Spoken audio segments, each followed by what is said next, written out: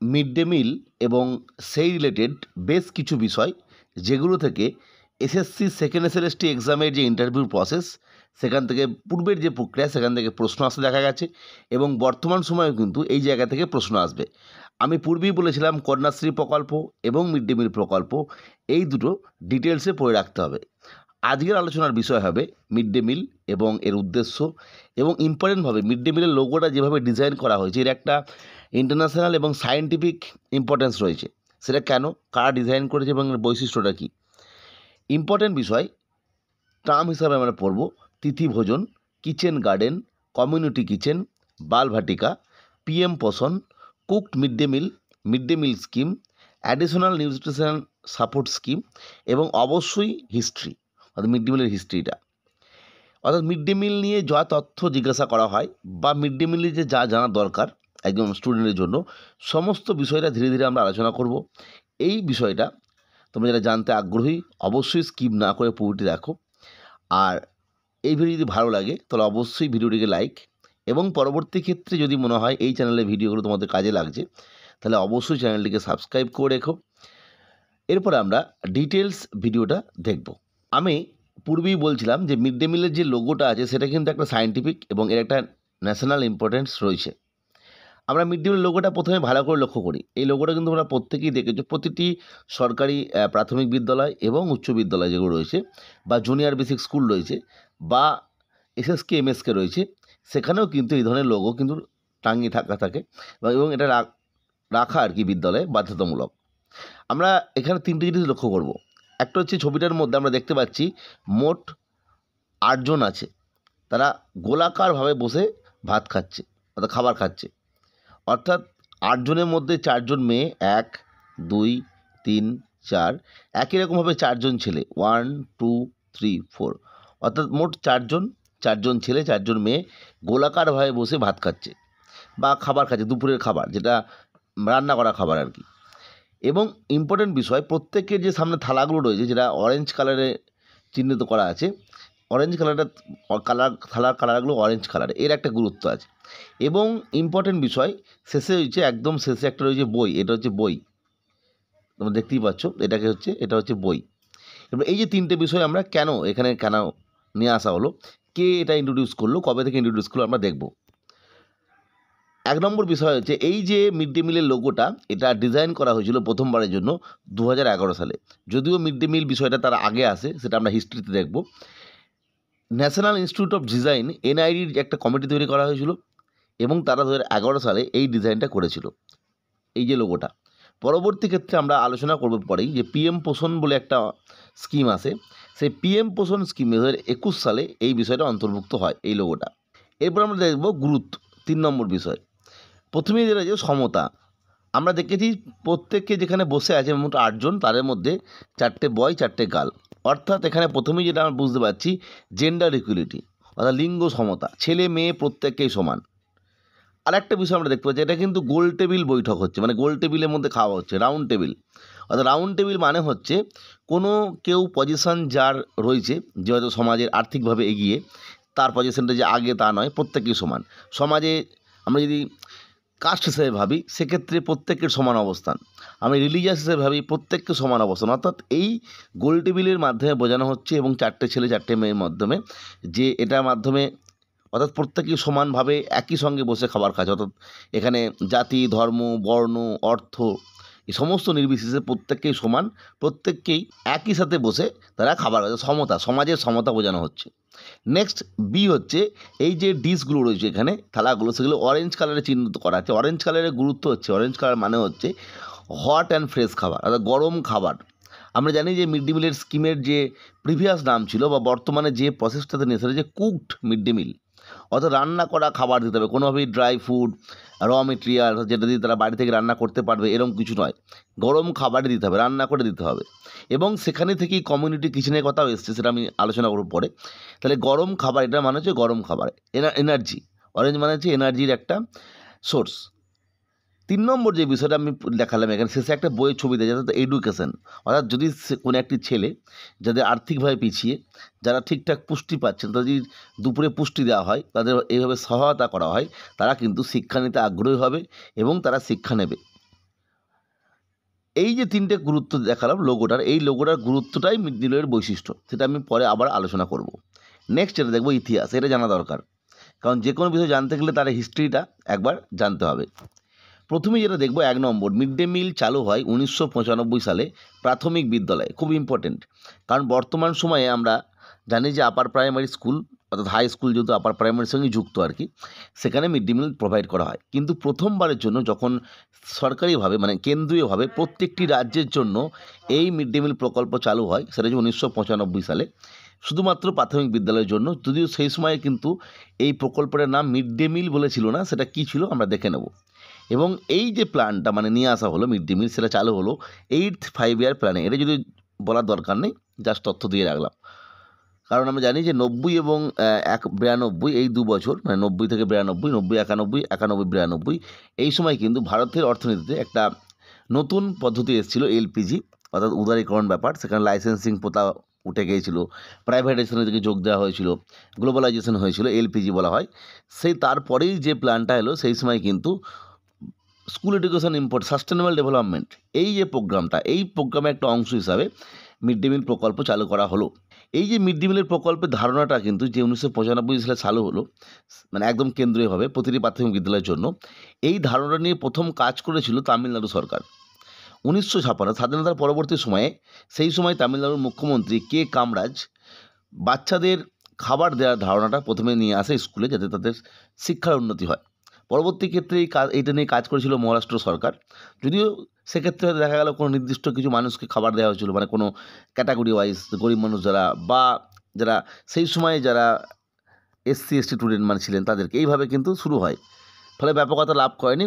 অর্থাৎ এই সময় কিন্তু অ্যাকচুয়ালি 1956 সালে প্রথম তামিলনাড়ুতে এই ধারণাটা নিয়ে কাজ হয়েছিল, স্কুলে খাবার প্রোভাইড করা হতো। নেক্সট যেটা আমি বললাম, প্রথমেই কিন্তু নাম ছিল মিড ডে মিল নয়, কারণ আমরা জানি প্রথমে 1995 সালে যখন চালু হলো তখন অনলি প্রাইমারি স্কুল, অর্থাৎ যেখানে 5 আছে 5, যেখানে 4 আছে 4, সেখানে খাবার দেওয়া হতো। এবং অবশ্যই সেটা কিন্তু কুকড মিড ডে মিল নয়। কুকড মানে রান্না করা, আমরা বুঝতে পারছি, রান্না করেই দিতে হবে এরকম কোনো বাধ্যতা ছিল না। আমরা জানি বর্তমানে রান্না করেই দিতে হবে, তখন কিন্তু র মেটেরিয়ালস তোমরা দেখবে অনেক আগে র মেটেরিয়ালস দেওয়া হতো যেটা থেকে রান্না করা যাবে, বা কোনো ড্রাই ফুড দেওয়া হতো, প্রসেসড ফুড দেওয়া হতো। এর যে প্রথম নামটা ছিল তা হলো national programme for nutritional support to primary education 1995, যেটা আমি পুরী বললাম।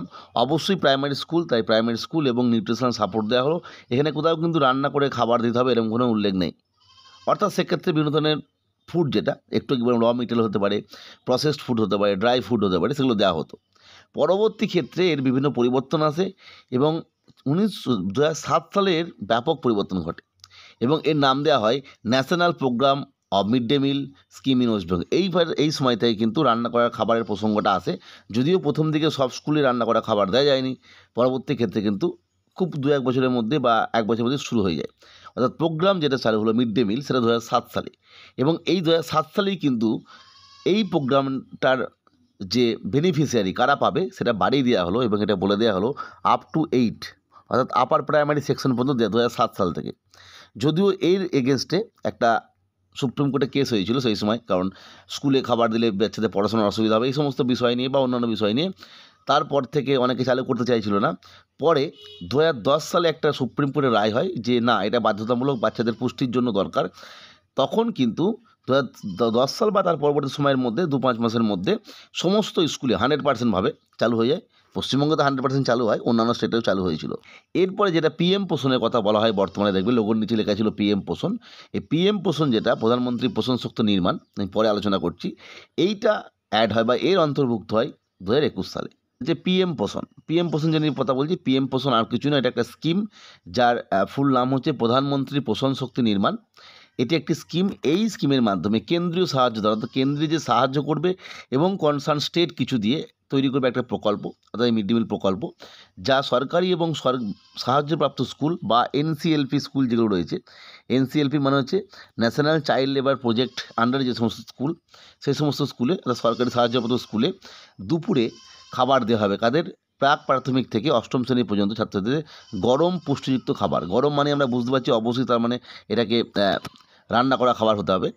এটা হচ্ছে মিড ডে মিল। সহজ, যদি মিড ডে মিল কী বলে তখনও এটাই বলবে, বা পিএম পোষণ কী তখন এটাই বলবে। প্রধানমন্ত্রী পোষণ শক্তি নির্মাণ স্কিম হলো কেন্দ্রীয় সচেতন একটা প্রকল্প, যা সরকারি ও সরকারি সাহায্যপ্রাপ্ত স্কুল এবং এনসিএলপি স্কুল আর যারা বিভিন্নভাবে সরকারি গ্রান্ট পায় সেই সমস্ত স্কুলে দুপুরবেলায় রান্না করা খাবার দেওয়া হবে প্রাক প্রাথমিক থেকে অষ্টম শ্রেণী পর্যন্ত, অবশ্যই গরম খাবার।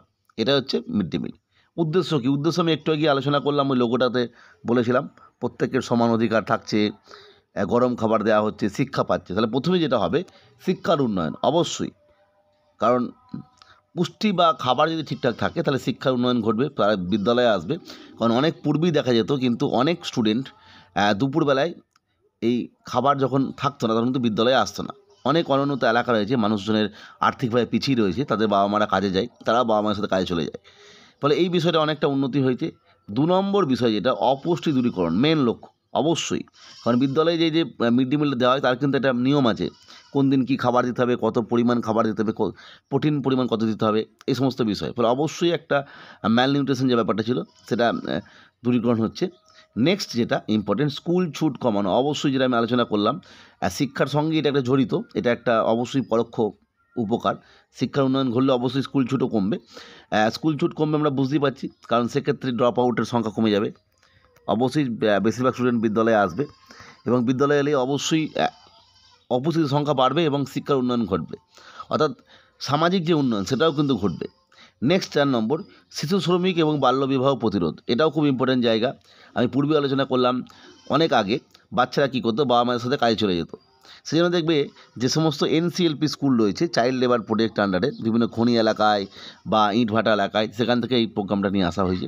ফলে তারা বাবা মায়ের সাথে কাজে চলে যাচ্ছে, কি যখন তারা বিদ্যালয়ে দুপুরে খাবার পাচ্ছে তাহলে বাবা মা নিশ্চিত থাকছে যে তারা বিদ্যালয়ে খাবার পাবে, ফলে তারা কাজ করে যখন বাড়ি ফিরছে তখন আবার ছেলেদেরকে স্কুল থেকে নিয়ে যাচ্ছে। অর্থাৎ যেটা বিষয় হচ্ছে শিশু শ্রমিকটা কমে যাচ্ছে। একই রকমভাবে মেয়েদের ক্ষেত্রে আমরা যদি ভাবি তাহলে বাল্যবিবাহ যে প্রতিরোধ, অর্থাৎ তারা পড়াশোনার প্রতি আগ্রহ থাকছে না অর্থনৈতিক অবস্থা খারাপের জন্য, সেক্ষেত্রে এটাও একটা কারণ, মানে উপকার হচ্ছে আর কি উদ্দেশ্য। 5 নম্বর হচ্ছে লিঙ্গ বৈষম্য দূরীকরণ। আমি একটু আগে আলোচনা করলাম, লোগোর মধ্যেই দেখানো আছে যে 4টে ছেলে 4টে মেয়ে, অর্থাৎ লিঙ্গ বৈষম্য দূরীকরণে একটা প্রচেষ্টা চলছে। কারণ অনেক আগে দেখা যেত কি যে কোনো একটা গার্ল স্টুডেন্টের থেকে বয় স্টুডেন্টের কোনো একজন বাবা বা মা তার ছেলেটাকে বেশি ভালোবাসছে, কারণ সে বড় হয়ে কাজ টাজ করবে। সেই ক্ষেত্রে কী হয়, মেয়েটাকে আগে থেকেই বিবাহ দিয়ে দেওয়ার একটা প্রচেষ্টা থাকে খুব কম বয়সে, তার প্রতি খরচা করতে চাইছে না আর কি। যখন বিদ্যালয় থেকে এই ধরনের পুষ্টি সরবরাহ করা হচ্ছে, খাবার সরবরাহ করা হচ্ছে, তখন কিন্তু সে বিদ্যালয়ে মেয়েটিকে পাঠাচ্ছে, অর্থাৎ লিঙ্গ বৈষম্য এখানে দূরীকরণ হচ্ছে। এবং এর আরেকটা দিক আছে, যখন সে মেয়েটি বিদ্যালয়ে যাচ্ছে, সে বাচ্চাটি সে কিন্তু পড়াশোনার মাধ্যমে নিজের যে শিক্ষাটা পাচ্ছে সেটা পরবর্তী ক্ষেত্রে সেটা কাজে লাগাতে পারছে, এবং এতে কী হচ্ছে পরবর্তী ক্ষেত্রে ওমেন এম্পাওয়ারমেন্ট যেটা সেটা তো হচ্ছেই, তার সাথে সাথে লিঙ্গ বৈষম্য দূরীকরণও হচ্ছে। 6 নম্বর সামাজিক সমতা, পূর্বেই বললাম যে আর্থিকভাবে যারা এগিয়ে আছে আর কি তারাই শুধু স্কুলে যাচ্ছে, বাকিরা যাচ্ছে না, গরিব মানুষ যারা বা অন্যান্য কাস্ট হিসেবে যদি ভাবি, সেক্ষেত্রে এই স্কিমের মাধ্যমে যেহেতু দুপুরে একটা খাবার পুষ্টিযুক্ত খাবার দেওয়া হচ্ছে, ফলে অবশ্যই প্রত্যেকে স্কুলে যাচ্ছে, এটা সমাজে সমতা বাড়ছে। যদিও এগুলো একটার সঙ্গে একটা রিলেটেড, এগুলো সব পরোক্ষ কারণ সামাজিক সমতা শিক্ষার উন্নয়ন প্রায় কাছাকাছি। এবং 7 নম্বর বিদ্যালয়ের উপস্থিতি বৃদ্ধি, যেটা আমি বললাম স্কুল ছুট কমে যাওয়া মানে উপস্থিতি বেড়ে যাবে, শিক্ষার উন্নয়ন বেড়ে যাবে, তো একটার সঙ্গে একটা রিলেটেড। ইম্পর্টেন্ট বিষয় এমডিএম গ্রান্ট, এই গ্রান্টটা কে দেয়? পূর্বেই বললাম যে পিএম পোষণ কেন্দ্রীয় সাহায্যপ্রাপ্ত একটা স্কিম, অর্থাৎ এখানে ইউনিয়ন কিছুটা দেয়, তার সঙ্গে কনসার্ন স্টেট দেয়, দিয়ে এই স্কিমটা চলে। এর যে গ্রান্ট সেটা আপ টু 5, অর্থাৎ প্রি প্রাইমারি থেকে 5 পর্যন্ত যে গ্রান্ট বর্তমান সময় সেটা যে 6 টাকা 78 পয়সা পার স্টুডেন্ট, এবং 7 মানে 6 to 8 এর দামটা আলাদা, মানে গ্রান্ট আলাদা 10 টাকা 17 পয়সা পার স্টুডেন্ট। এছাড়া চালও দেওয়া হয়, সেক্ষেত্রে চালের পরিমাণটা হচ্ছে একটা স্টুডেন্ট পিছু বর্তমানে 100 গ্রাম 5 পর্যন্ত, আর 8 পর্যন্ত যেটা হয় সেটা হচ্ছে 150 গ্রাম। এখান থেকে প্রশ্ন করে না, কিন্তু তবুও এই অ্যামাউন্টটা জানতে চাই, তোমরা অ্যামাউন্টটা দেখে রাখবে পরীক্ষার আগে বেড়েছে কিনা। নেক্সট পিএম পোষণ রিলেটেড কিছু ইম্পর্টেন্ট টার্ম যেখান থেকে জিজ্ঞাসা করে। প্রথম টার্মটা হচ্ছে বালভাটিকা। বালভাটিকা কী জিনিস না, প্রাক প্রাথমিক বা প্রথম শ্রেণীর আগের শ্রেণীর জন্য যে বরাদ্দ অনুদান গ্রান্ট খাদ্য সামগ্রী পিএম পোষণের অন্যান্য বিষয় এই প্রাক প্রাথমিক রিলেটেড, সেটাকে বলা হয় এটা এর একটা স্কিম। এই যে বালভাটিকা এটা মূলত প্রি প্রাইমারি, মানে আমরা বুঝতে পারছি যেটাকে সিবিএসসি আইসিএসসি অনুযায়ী তোমরা ভাবতে পারো ইউকেজি স্ট্যান্ডার্ড, যাদের বয়স 5+ অথচ 6 হয়নি তাদের জন্য এই স্কিম, অর্থাৎ যারা 1-এর আগের ক্লাসে পড়ে তাদের জন্য যে অনুদান, অর্থাৎ আমরা অনুদানটা আগেই দেখলাম 6 টাকা 78 পয়সা 100 গ্রাম জল, একই ব্যাপার। এই স্কিমটা আলাদা করে নিয়ে আসা হয়েছে বালভাটিকা এই সমস্ত স্টুডেন্টদের জন্য। অর্থাৎ প্রাক প্রাথমিক শ্রেণীর জন্য যে পিএম পোষণের স্কিম, সেটাই হচ্ছে বালভাটিকা। নেক্সট আমরা দেখব কিচেন গার্ডেন। কিচেন গার্ডেন একটা ইম্পর্টেন্ট টার্ম, এটা মিড ডে মিলের সঙ্গে যুক্ত টার্ম। কিচেন গার্ডেন আমরা বুঝতেই পারছি সহজভাবে, বিদ্যালয়ের নিজস্ব বাগান, অর্থাৎ যে বাগানটা মিড ডে মিলে ব্যবহার হবে। এর বৈশিষ্ট্য কী যদি আমরা দেখি তাহলে পুরো বিষয়টা বুঝতে পারবো। অর্থাৎ বিদ্যালয়ে একটা বাগান তৈরি করা হলো, সেই বাগানে বিভিন্ন সবজি, ফল এবং ফুলের চাষ করা হবে, যা এমডিএমে ব্যবহার হবে। অর্থাৎ ফুলটা ব্যবহার হবে না, কিন্তু সবজি এবং ফলগুলো কিন্তু মিড ডে মিলে ব্যবহার হবে। এটা হলো বিষয়। দুইতে এমডিএমের বিভিন্ন যে পদার্থ, জৈব পদার্থ বা বিদ্যালয়ের জৈব পদার্থ, সেগুলো ব্যবহার করা হবে। অর্থাৎ আমরা বুঝতে পারছি যে ভেজিটেবল স্পিলসগুলো রয়েছে বা অন্যান্য বাচ্চারা কোনো কিছু খাবার খাচ্ছে যেগুলো অবশ্যই বায়োডিগ্রেডেবল, সেগুলোকে জমিয়ে সার তৈরি করা। আর রান্নাঘরের যে অপাচ্য অংশ যেগুলো থাকছে, অর্থাৎ খাবার পরে উচ্ছিষ্ট অংশ, সেগুলো দেওয়া, সার তৈরি করা এবং সেইগুলোই বিদ্যালয়ে ব্যবহার করা। এটা হচ্ছে এই মানে জৈব সার তৈরি করা বিভিন্ন জায়গা থেকে এবং সেটা ব্যবহার করা। 3 নম্বরে জলের পুনর্ব্যবহার করা হবে। অর্থাৎ কিচেন গার্ডেন যেখানটা আছে এবং কিচেন রুম যেখানে আছে বা ডাইনিং রুম যেটা আছে, তার যে জলের ফ্লোটা, ড্রেনটা ঠিক এমনভাবে নিয়ে আসতে হবে যেন এখানে সেই জলটা ব্যবহার করা যায়। বা কিচেন গার্ডেনের পাশে কোনো একটা জায়গায় জলে হাত ধুচ্ছে সবাই, সেই জলটা পুনরায় বাগানে ব্যবহার হচ্ছে, এইভাবে। 4 নম্বর যে এটা কিন্তু এক্সট্রা কারিকুলার অ্যাক্টিভিটিসের কাজ হবে, ওয়ার্ক এডুকেশন কাজ হবে। ইকো ক্লাবের অংশগ্রহণ, আমরা জানি যে প্রতিটি বিদ্যালয়ে বা অনেক বিদ্যালয়ে ইকো ক্লাব আছে। ইকো ক্লাব কিন্তু এখানে অংশগ্রহণ করতে পারে, কিন্তু ইকো ক্লাব আর কিচেন গার্ডেন একই বিষয় নয়। ইকো ক্লাবের যে বিভিন্ন অ্যাক্টিভিটি, তার মধ্যে একটা অ্যাক্টিভিটি হচ্ছে এই কাজে অংশগ্রহণ করা। এটা ইকো ক্লাব মানে হচ্ছে পুরোপুরি পরিবেশ রিলেটেড। সেখানে তারা বিভিন্ন ধরনের যে ডাস্টবিন ইউজ আর কি, green and blue dustbin, biodegradable and non biodegradable যে ওয়েস্ট রয়েছে সেগুলোর যে কোথায় কোনটা ফেলতে হবে, এই সমস্ত বিষয়ে ধারণা। গাছ লাগানো, মানে গাছ মানে এখানে অবশ্যই ট্রি, এই গাছটা আলাদা। অর্থাৎ কিচেন গার্ডেনটা সরাসরি মিড ডে মিলের সঙ্গে যুক্ত, ইকো ক্লাবটা কিন্তু মিড ডে মিলের সঙ্গে যুক্ত নয়। ইকো ক্লাবের একটা কাজ হতে পারে কিচেন গার্ডেন তৈরি। নেক্সট পরবর্তী আমাদের টার্ম আছে একটা, তিথি ভোজন। এটাও খুব ইম্পর্টেন্ট একটা টার্ম। এটা কি? এটা আর কিছুই নয়, সরকারি বরাদ্দের বাইরে যে কোনো মানুষের সহযোগিতায় বা অনেকগুলো মানুষের সহযোগিতায় ছাত্রছাত্রীদের জন্য বিশেষ পুষ্টিযুক্ত খাবার বা বিশেষ খাবারের ব্যবস্থা করা কোনো বিশেষ অনুষ্ঠানে পালনের মাধ্যমে এটা হয়। অর্থাৎ যে বরাদ্দ সরকার করছে, যে অনুযায়ী খাওয়া হয়, মিলিত মেনু আছে, সেই অনুযায়ী ছাড়া কোনো নির্দিষ্ট দিন, অর্থাৎ কোনো শিক্ষক মহাশয় বা শিক্ষিকা মহাশয়ার জন্মদিন বা ছেলের জন্মদিন, বা গ্রামে কোনো সহৃদয় ব্যক্তির জন্মদিন বা তার ছেলের জন্মদিন, কোনো অভিভাবকের জন্মদিন বা বিশেষ কোনো কারণে, জন্মদিন হতে পারে কোনো কারণ নেই, অন্য কোনো কারণে অনুষ্ঠানের মাধ্যমে সে বিদ্যালয়ে এক্সট্রা কোনো অর্থ দিল এবং সেটার মাধ্যমে সে হয়তো সেদিন বিশেষ কিছু খাবার, অর্থাৎ মাংস, চাটনি, পাঁপড়, দই, আইসক্রিম, এই ধরনের খাবার, যেটা ভোজ বলা হয় সহজ ভাষায় আর কি, বাংলা ভাষায়, সেই ব্যবস্থা করলো আর কি। সেটা যে তিথি ভোজন। যে কোনো মানুষ অবশ্যই তার জন্য আগে তাকে হেডমাস্টারকে বলতে হবে, তারপর হেডমাস্টার মশাই বুঝে শুনে সেটা করবেন আর কি। অর্থাৎ সেই দিন কিন্তু একটা বিশেষ করে খাওয়া দাওয়া হবে বাচ্চাদের, ভুরিভোজ। এটা হচ্ছে তিথি ভোজন। নেক্সট আমরা দেখব কমিউনিটি কিচেন। কমিউনিটি কিচেন আর কিছু নয়, এটাও আমরা বুঝতে পারছি একসঙ্গে অনেকগুলো কিচেনের ব্যাপার। তার মানে হচ্ছে বিশেষ কারণে অনেকগুলি বিদ্যালয়ের রান্না একসাথে করা হয়, এটাকে এবং বিদ্যালয়ে সরবরাহ করা হয়। এটা কি হচ্ছে কমিউনিটি কিচেন। অর্থাৎ দেখা গেলো এখানে 4টে বা 5টে স্কুল একত্রিত এক জায়গায় রান্না হচ্ছে, একজনের দায়িত্ব আছে, সে এবার সমস্ত স্কুলে পরপর দিয়ে আসছে দুবেলায়। এটা হচ্ছে কমিউনিটি কিচেন। মূলত বিভিন্ন কারণে হয়। অন্যতম কারণ যেটা হচ্ছে স্টুডেন্টের সংখ্যা কম থাকলে বা রান্নার পরিবেশ না থাকলে, অনেক ব্যাপার আছে। মূলত কমিউনিটি কিচেন মানে এটা, যে স্টুডেন্টের সংখ্যা কম বা বিশেষ কারণে এটা করা হয়। এতে কিন্তু একটা সুবিধা আছে, সেটা হচ্ছে কোনো একটা স্কুলে 50 স্টুডেন্ট, কোনো একটা স্কুলে 60টা স্টুডেন্ট, ফলে স্টুডেন্ট পিছু যে বরাদ্দ সেটা কম হওয়ার জন্য সেই 50 স্টুডেন্ট যার আছে বা 20টা স্টুডেন্ট যার আছে, সে যেভাবে খাওয়াতে পারবে, খাওয়ার মধ্যে পার্থক্য হবে। একই সাথে রান্না হলে কিন্তু প্রত্যেককেই সমান পাবে এবং খাবারটা ভালো হবে। এটা হলো বিষয়। পরবর্তী আপডেটের জন্য চ্যানেলটিকে সাবস্ক্রাইব করে রেখো। ভিডিওটি দেখার জন্য প্রত্যেককে অসংখ্য ধন্যবাদ।